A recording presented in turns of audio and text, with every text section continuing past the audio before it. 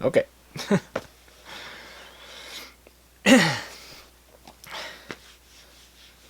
Okay, welcome back.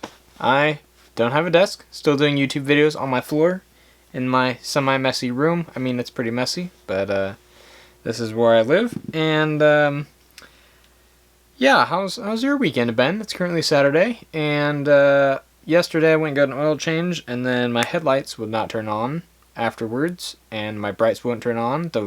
The turn signals won't work at all. And then, besides that, the dash will not turn off. The daytime running lights will not turn off, and my taillights will not turn off. So it's in a permanent state of I can't drive at night when it gets dark. My turn signals don't work at all. And then when I park my car, I have to go unhook the battery or else the battery will die. I literally do not understand how getting an oil change could do that. But they said they did not do anything wrong. I unfortunately left for a little bit because they said it was going to be about an hour and there's a store right next to the oil change place. So I went and bought some groceries because I needed to, and then I came back, they were done, and that happened. And they're like, we didn't do anything, so, you know, tried as best I could to check all the fuses and everything. There's really nothing wrong. My dad helped me test a bunch of stuff, and yeah, so it's interesting. But this weekend is getting better because I'm going to shoot my first wedding video tomorrow. I've done photography for several weddings, and I actually videoed a wedding 2 years ago, almost to the day. Like, it was December wedding, exactly 2 years ago, and I had no idea what I was doing. I just started video, and I did not even complete the video. I never put it together. I ended up deleting the footage because the person who I did it for literally didn't care. They never asked for it. They never wanted it. I asked them if I could do it just for the experience. So I'm doing my first real wedding video tomorrow, and I made a nice shot list, and I think it's going to be really good. I plan to absolutely destroy this wedding. So, not destroy it, but, you know, destroy, like, completely annihilate expectations of what this video is going to be. So, here's my shot list. As a total noob, going into weddings, I'm really good at details for photography, and I just have a feeling like I'm gonna do really good at video because I've done a lot of videos, done a lot of vlogs, I've practiced a lot, and I think I'm just gonna do really, really well, and I'm pretty good at editing too. So, a few rules to start before I even get on the shot list is don't stop looking, don't stop shooting. That's a rule that's just for photography, for anybody who's gonna be really good. If you want to be really good at photo and video, never stop. I mean, you don't have to be constantly clicking shots off, but don't stop being on your game. Always be looking for the moments, always be focusing on people, always be aware of what's going on. And, you know, in general, if you're capturing those moments, it's only going to add. You'd rather have a little bit too much rather than too less, in my opinion. You don't want to go like crazy overboard, but, you know, if you have to cull through an extra hour or two of photos, I mean, hey, you know, you're adding to your portfolio. It's a little bit better. Besides that, lots of details, focus shots, shots with depth, meaning foreground, background, you know, isolating subjects, good compositions with the video, keeping the movement. I've noticed, I was studying some wedding videos, and there's just so much, there's always movement coming in, like bride and bridesmaids. There's a shot where the camera's kind of panning into them as they're smiling and laughing, instead of just popping in, you know, like just appearing and then closing. There's a movement coming in, and then it comes out. It goes to the next shot. It's a panning shot. It's moving in. It's like constantly creating this this interest of where the focus is at. So it's constantly leading you into that focus, and I like that a lot. Especially with focus racking, too. Racking focus into the subject or what's going on is another really cool technique. So that's something else I'm going to try to focus on. That's something that I have not practiced very much, so that's something that we're just gonna have to see, and I might struggle with it a little bit, but I think, you know, that's gonna be good, anyways. And then the other thing is, besides bride and groom, focus on the parents and wedding party reactions and interactions. So while the mom and dad are waiting for the bride to walk down the aisle, or, you know, if the dad's leading her down the aisle, whoever's sitting down in the audience, bridegroom, sister, brother, those kinds of people, even the wedding party on both sides, looking at their reactions, people crying, people laughing, you know, just that kind of stuff. Especially because those are the closest people to them, they're gonna have more reactions, more emotions, etc. So kind of looking out for that. You don't need to get every single person at the wedding's reactions, just moms and dads, bridal party, any super close people. Like if you can really point them out and get, you know, really, if you know who they are, you know, get them too. Besides that, the shot list is pretty basic. It's just a wedding day. And then, you know, the hard part is executing. So what I have on my shot list is location and scenery first. Shot of the location, scenery. That's some nice wide shots, show the context of where we are. Showing maybe some punch-in shots of flowers, candles, water, anything that's kind of going on there. Wedding invitation, display pictures of family, and then possibly like the guest book. Maybe the cake or something if it's available, if it's ready, but you know, it might not be at that point, so right at the beginning of the day.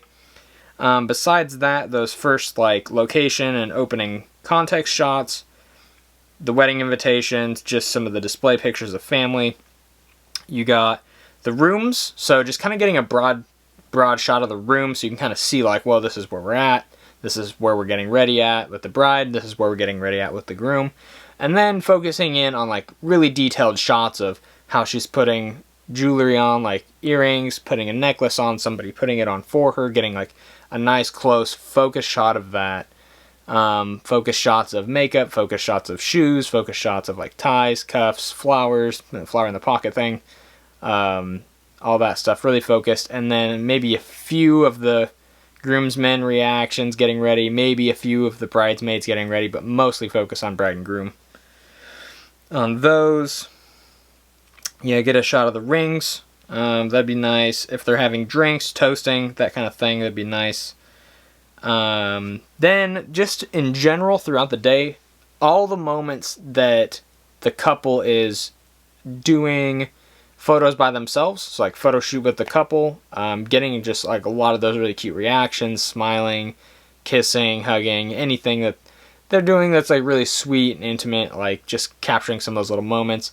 Besides that, like when they're doing family photos, you know, capturing the reactions and the smiles of the family photos, bridal party photos, etc. So anytime photos are being done, get some video in there. You know, you're gonna get great smiles, good laughs, just all that stuff.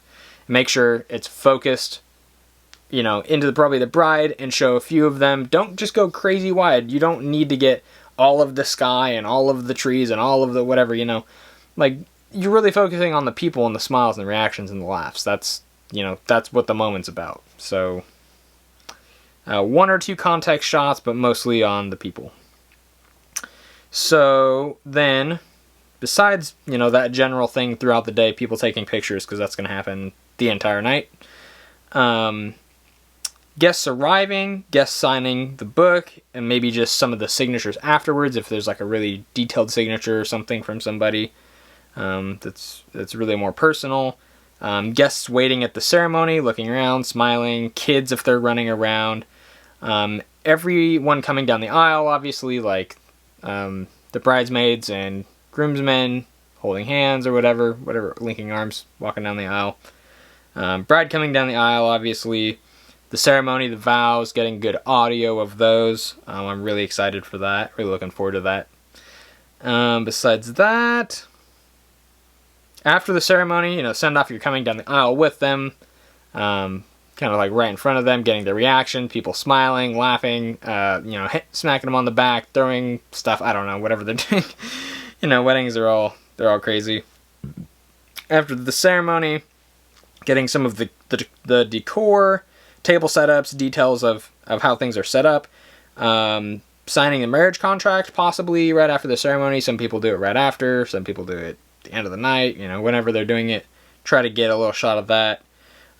Get shot of mostly drinks, a little bit of food if it's good food, but mostly drinks, people pouring drinks, people cheers, you know, people taking drinks, just anything with drinks. Drinks is like, you know, that's the good part. It's more elegant than like pasta or whatever, you know, it's getting served. you know, maybe a shot of the drink list or food list. If they're having like really nice steaks, you know, get a nice shot of the steaks. That's good. Let's see, toasts and speeches. You know, obviously get good audio of that. Get the person speaking, possibly a bride and groom reaction a little bit. Wedding cake, cutting the cake, first dance, dancing, reception, and then send off. So, you know, in that reception area right at the end, dancing, cutting the cake, toast and speeches, those are going to have like a lot of candid moments. So kind of just being in the moment, looking for where things are happening, looking at the mom and dad again, looking at the bridal party, people that are close to them and all that. So, yeah, that's kind of my shot list for this very first wedding. And so, and like I said before, I plan to take detailed shots, so probably 70 to 200 millimeter on most of the time, because I really want the frame to be filled with what I want.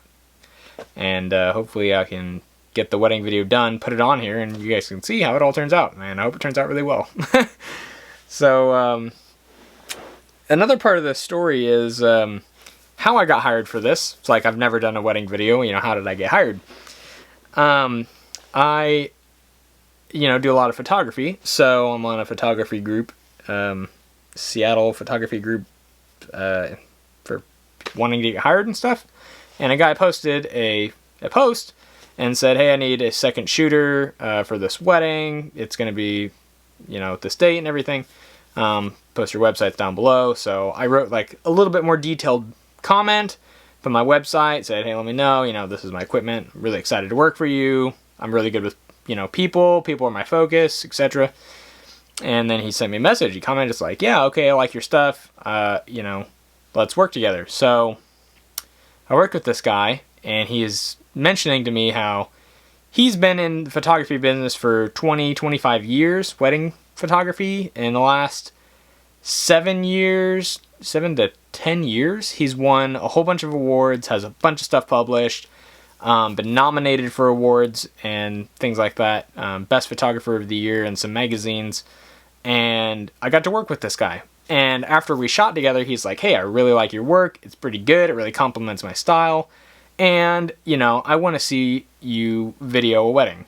So that's how I got the job, is doing a good job with photography for a really top tier photographer, and then him saying like, hey, I want you to come, you know, do video for me. Let's just see what you can do. It's like, okay. I haven't showed him anything that I've done.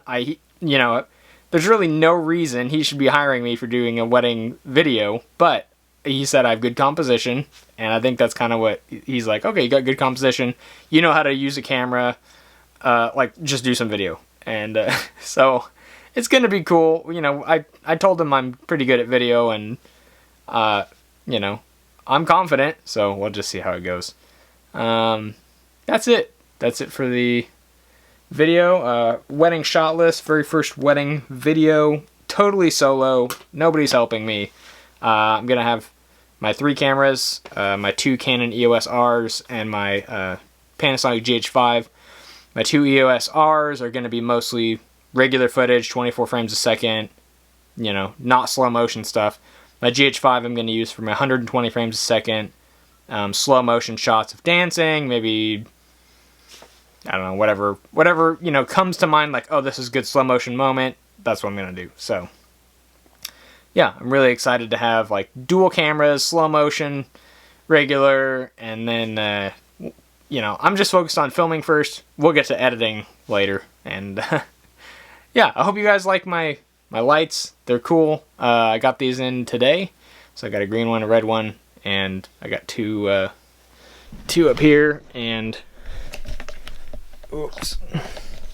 I got that bad boy, and I got this bad boy. This is my setup. And I got this guy down here. He's yeah. So this is my backlight. I got those 2 guys up there, so yeah. Pretty cool. And so wish me luck, and we'll see you guys in the next video. Peace. Turn off.